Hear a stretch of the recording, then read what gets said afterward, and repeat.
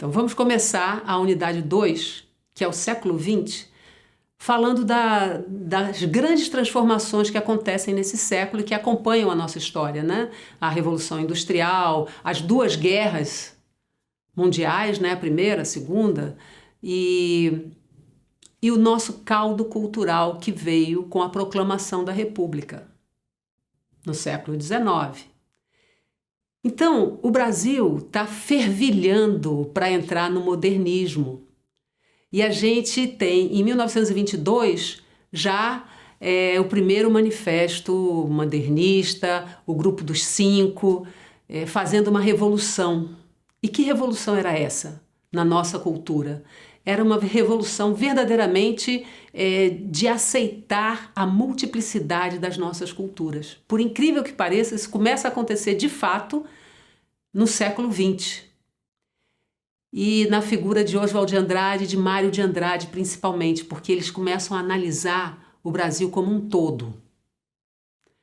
O Villa-Lobos, por exemplo, ele conta que ele ia mapeando o Brasil em termos musicais para poder fazer as composições dele. E você encontra na música de Villa-Lobos a voz indígena, a voz do Nordeste, a voz do Norte do Brasil, a voz do Sul. Ele vai tecendo esse Brasil nas suas obras. Também na influência europeia, porque continuamos tendo uma influência forte da Europa. A gente está seguindo os rumos estéticos que vêm de fora do Brasil e agora contaminados um pouco já pelos Estados Unidos, né?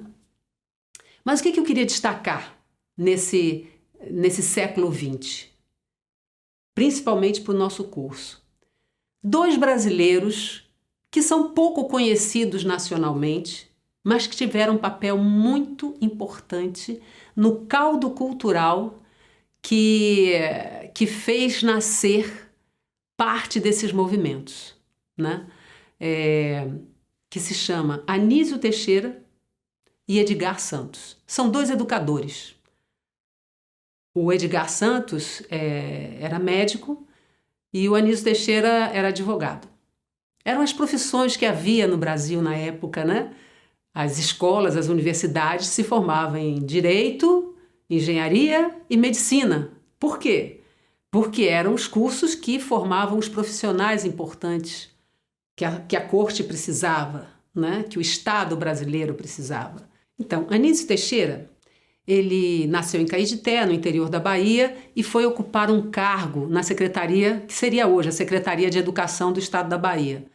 E lá já desenvolveu um sentimento pela educação muito próprio e já com ideias de tornar a educação mais distribuída pelo Estado. O trabalho dele foi tão significativo que ele foi chamado a trabalhar no Distrito Federal, que na época era a cidade do Rio de Janeiro. E nos anos 30 ele ocupou um lugar importante na Secretaria de Educação do Rio. E o que acontece? Ele, numa viagem que ele faz para os Estados Unidos, ele conheceu um pensamento democrático para a educação. E ele veio com isso muito forte nele, de que um país só se desenvolveria se todos tivessem acesso à educação. E que essa educação fosse democrática e que fosse uma educação voltada para o saber da experiência. O que isso quer dizer? Quer dizer que não bastavam as profissões, você pensar as profissões, era preciso pensar o desenvolvimento humano. E para pensar o desenvolvimento humano era necessário, indispensável, envolver a cultura e a arte. E a visão de cultura era essa visão ampla que nós temos hoje, de todos os acessos. A cultura está ligada à nossa alimentação, está ligada ao esporte que a gente pratica, aos hábitos que nós temos e à nossa arte, à nossa estética. Então isso constrói o cidadão. E ele tem uma experiência na época no Rio, nesse período do caldo modernista, né? Que ele convida Villa-Lobos para ser o responsável pela educação básica no Rio de Janeiro.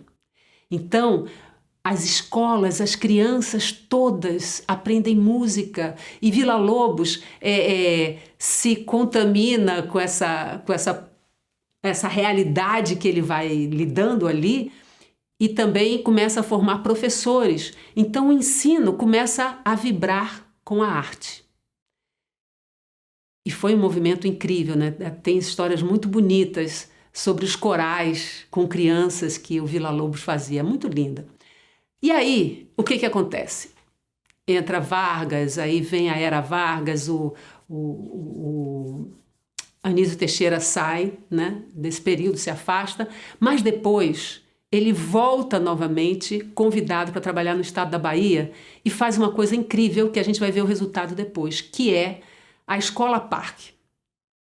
Ele oficializa no estado da Bahia esse ensino democrático, plural, em que de integral, né? Hoje a gente está falando dele, mas isso vem com Anísio Teixeira, e as artes. Então a Escola Parque, aqui na Bahia, na cidade de Salvador, foi uma escola estrategicamente criada no bairro da Liberdade, um bairro pobre, e foi feito como o que se chamava as aulas classe e as aulas da Escola Parque, onde você tinha todas as artes, belas artes, dança, teatro, cinema. E dali muita gente saiu alimentado culturalmente.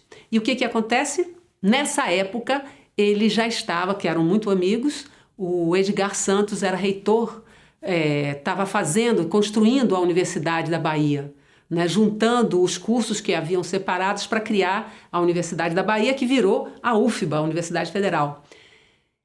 E o que Edgar Santos faz? Percebe também a importância dessa questão cultural e cria na escola, na UFBA, as primeiras escolas de dança, de teatro. A escola de música passa a ser não apenas um conservatório, né, como em outros estados do Brasil, mas ganha status de universidade e de curso, né, universitário. E aí, esse pensamento que Anísio Teixeira tinha também fez parte do pensamento de Edgar Santos, de que a pesquisa precisava ser uma pesquisa desinteressada. Porque para você desenvolver o cidadão, é preciso que ele possa fluir culturalmente, que o seu imaginário, as suas ideias, que aquilo venha pelo encontro entre as pessoas. Então a Escola Parque, assim como a universidade, queria fazer com que as pessoas se encontrassem e produzissem. Então as escolas de arte aqui, elas começaram produzindo arte, foram chamadas pessoas de vários lugares do mundo, né?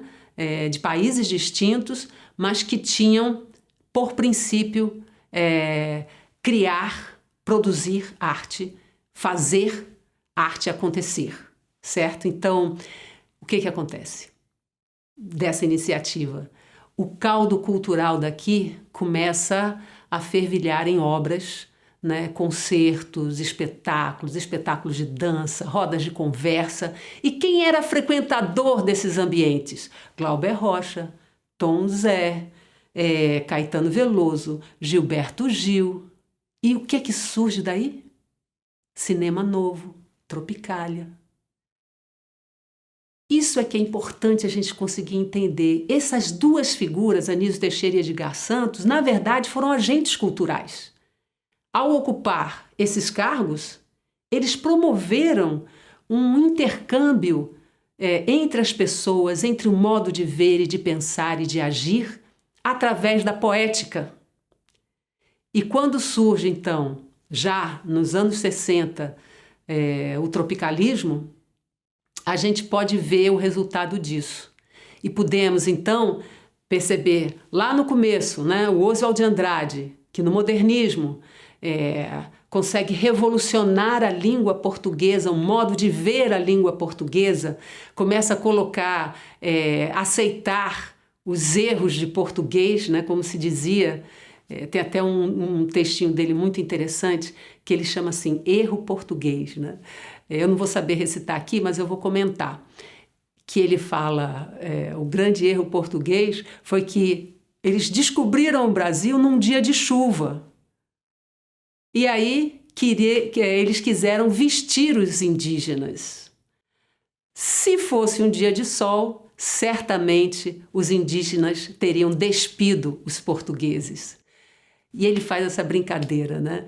E os tropicalistas acabam pegando o sentido da antropofagia, né, promovida por Oswald de Andrade também, e incorporando, né, vamos comer tudo, vamos devorar tudo que vem dos Estados Unidos, tudo que vem da Europa, e o tropicalismo faz essa digestão e devolve para a gente. Tem uma coisa muito interessante, que é a briga que havia na época, se poderia ferir a cultura brasileira usar a guitarra elétrica. Então, um dos pontos, por exemplo, muito interessantes é que absorvem, né, Gilberto Gil, Caetano, Rita Lee, Tom Zé, absorvem esses elementos todos e sintetizam na música, né?